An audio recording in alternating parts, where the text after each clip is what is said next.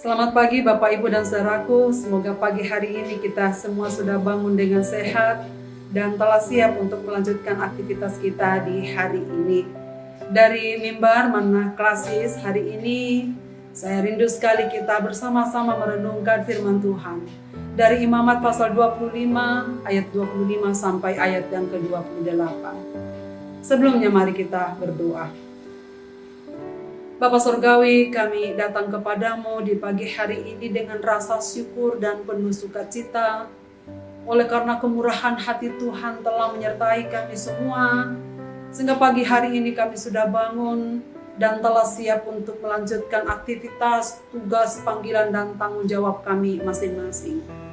Sebelum itu ya Tuhan, kami duduk di kaki-Mu, kami merendahkan hati kami di hadapan-Mu, merindukan sebagian dari kehendak-Mu sebagai bekal kami dalam perjalanan di sepanjang hari ini. Maka berkenanlah Engkau memberkati kami dengan firman-Mu yang akan kami baca hari ini, supaya dapat kami lakukan di sepanjang hari ini. Ampuni segala dosa dan salah kami ya Tuhan. Biarlah kami layak untuk menerima sabda-Mu yang kudus di pagi hari ini. Dalam nama Tuhan Yesus kami berdoa. Amin. Bapak, Ibu, dan saudara sekalian, Imamat pasal 25 ayat 25 sampai ayat yang ke-28 berbunyi demikian. Apabila saudaramu jatuh miskin sehingga harus menjual sebagian dari miliknya, maka seorang kaumnya yang berhak menebus, yakni kaumnya yang terdekat, harus datang dan menebus yang telah dijual saudaranya itu. Apabila seseorang tidak mempunyai penebus, tetapi kemudian ia mampu sehingga didapatnya yang perlu untuk menebus miliknya itu, maka ia harus memasukkan tahun-tahun sesudah penjualannya itu dalam perhitungan, dan kelebihannya haruslah dikembalikannya kepada orang yang membeli daripadanya, supaya ia boleh pulang ke tanah miliknya. Tetapi jikalau ia tidak mampu untuk membalikan kepadanya, maka yang telah dijualnya itu tetap di tangan orang yang membelinya sampai kepada tahun Yobel. Dalam tahun Yobel tanah itu akan bebas dan orang itu boleh pulang ke tanah miliknya. Bapak, Ibu, dan saudara-saudaraku yang saya kasihi, adalah seorang janda yang ditinggal mati oleh suaminya. Sekarang ia hanya hidup berdua dengan anaknya. Dan pada waktu itu terjadi kekeringan yang panjang karena kemarau yang berkepanjangan di negerinya. Hari demi hari, semua peninggalan suaminya telah habis. Dan hari itu, ia hanya punya tepung di mangkok dan sedikit minyak di botol. Dan itu hanya cukup diolah untuk hari itu. Dengan perasaan yang penuh tanda tanya, dan tentu dengan pengharapan akan apa yang akan dimakan untuk hari esok. Perbekalan yang terakhir di hari itu, tepung yang sedikit di mangkuk dan minyak di botol akan diolah untuk yang terakhir kalinya. Setelah itu ia tidak akan punya bahan makanan lagi untuk dimakan selanjutnya. Bapak, Ibu, dan saudara sekalian, tapi apa yang terjadi? Pada saat yang bersamaan, datanglah seorang yang kehausan dan kelaparan padanya. Orang itu meminta, berikanlah aku minum dan sedikit makananmu. Ia menjawab kepada orang ini, demi Tuhan yang hidup, aku hanya punya segenggam tepung di mangkuk dan sedikit minyak dalam botol ini. Dan hari ini saya akan olah bagiku dan bersama anakku. Dan setelah itu saya tidak tahu apa yang akan aku makan di kemudian hari bersama anakku. Tetapi orang itu berkata padanya, Ibu, jangan khawatir. Olahlah tepung itu dan minyak yang sedikit itu bagimu dan anakku. Hanya buatkanlah aku lebih dahulu sekop roti yang kecil dari minyak dan tepung itu. Bapak, Ibu, dan saudara sekalian, ibu ini tanpa ragu, tanpa sanksi, Ia melakukan apa yang diminta oleh orang ini. Dan ajaib sekali, setelah orang itu makan dan janda serta anaknya makan dari apa yang dibuat di hari itu, ajaib bahwa mangkok tempat tepung itu selalu saja berisi setiap hari. Dan minyak dalam botol itu selalu saja terisi. Dan dengan demikian, apa yang dibutuhkan oleh janda ini bersama anaknya selalu tersedia. Setiap hari ia membutuhkannya sampai kekeringan berakhir di negerinya. Bapak, Ibu, dan saudara sekalian, cerita ini ada di dalam 1 Raja-Raja pasal 17 yang mengingatkan kita tentang kehadiran orang percaya dalam pergumulan sesama yang sedang membutuhkan. Saudara sekalian, tidak semua orang mau melakukannya, meski sebenarnya ia mampu dan ia bisa. Sebenarnya mereka dapat menolong orang yang sedang kekurangan. Sesungguhnya ia dapat mengulurkan tangan untuk orang yang sedang membutuhkan bantuan. Tetapi kadang-kadang tidak bisa dilakukan. Dan banyak orang yang tak mampu melakukannya, Bapak, Ibu, dan saudara sekalian. Bukan karena ia tidak punya makanan dan minuman untuk dibagi. Bukan karena ia tak punya kesempatan untuk memberikan perhatian kepada orang lain. Tetapi ia tak bisa lakukan. Mengapa terjadi? Saudara sekalian, karena dosalah yang seringkali membuat manusia menjadi materialistis dan sangat egois.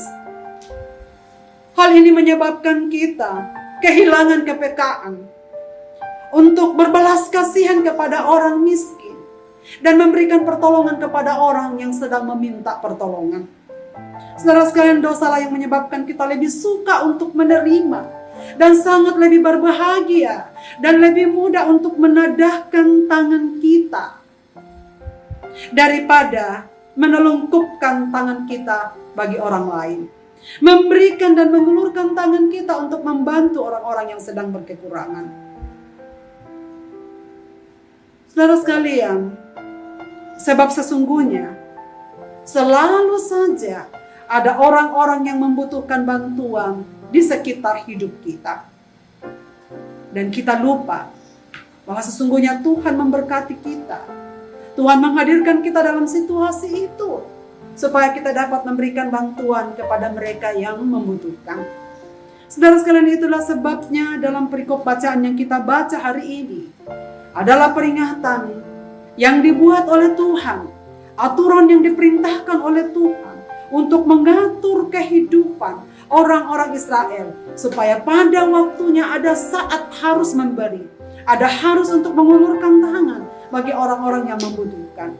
Saudara, Tuhan membuat peraturan tahun Sabat dan peraturan tahun Yobel.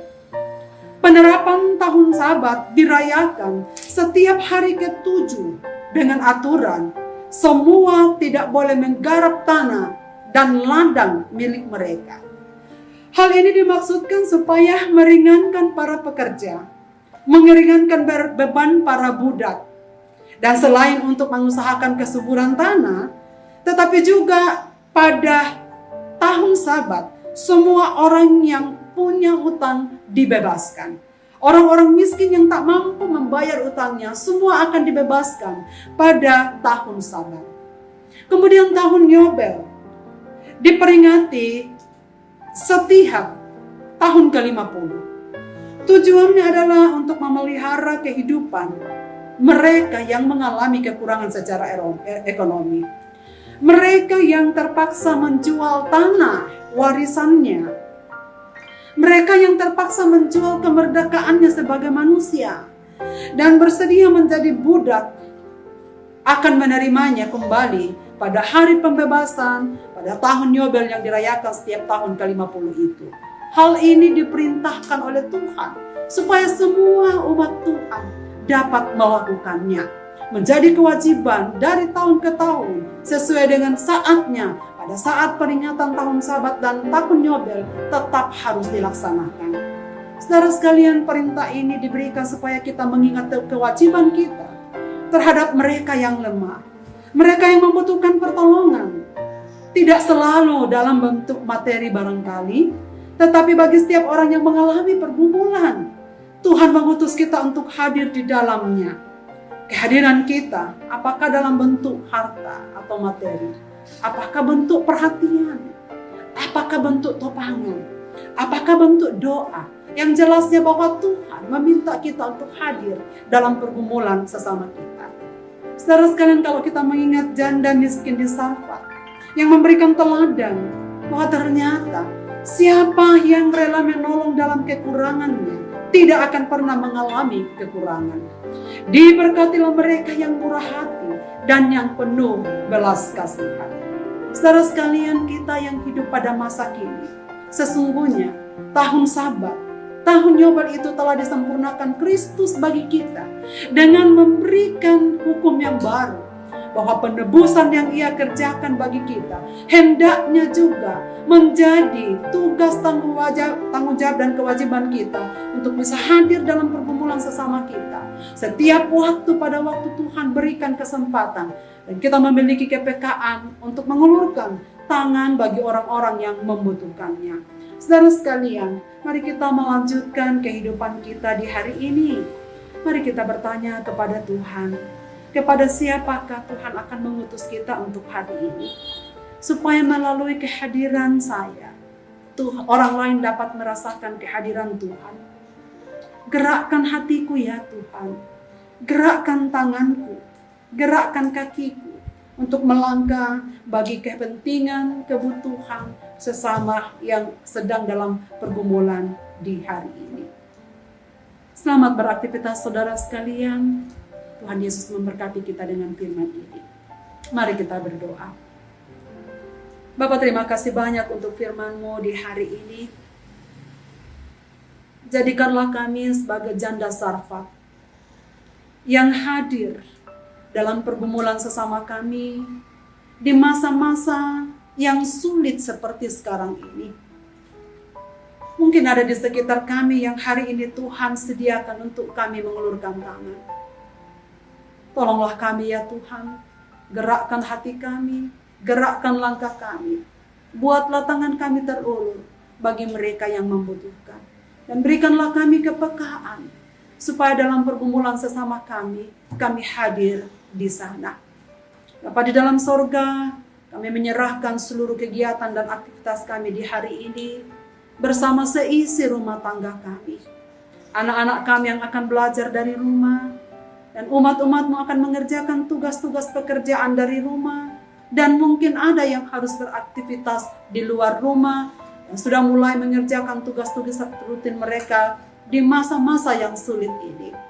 Bapa di sorga, kami serahkan umat-Mu ini dalam tangan-Mu. Sertai dan lindungi mereka di sepanjang hari ini, supaya mereka dapat melaksanakan tugas tanggung jawab mereka dengan baik. Bagi mereka yang sedang dalam keadaan susah, Bapa, tolonglah mereka. Mereka yang sedang bersedih karena kehilangan orang-orang yang mereka kasih. Dalam duka, biarlah Tuhan memberikan penghiburan. Kami mohon kiranya Tuhan hadir dalam kehidupan saudara-saudara kami yang sedang membutuhkan pertolongan melalui kehadiran kami dimanapun kami berada. Seluruh umat-Mu, warga gereja Toraja Mamasa, Klasis Makassar, di berbagai-bagai tempat, dalam segenap aktivitas mereka di hari ini. Berkatilah mereka ya Tuhan, dan tuntunlah mereka. Dalam tangan-Mu kami serahkan tubuh, jiwa, dan roh kami untuk beraktivitas di sepanjang hari ini. Di dalam nama Kristus Tuhan Juru Selamat kami berdoa. Amin. Tuhan memberkati Bapak, Ibu, dan saudara sekalian.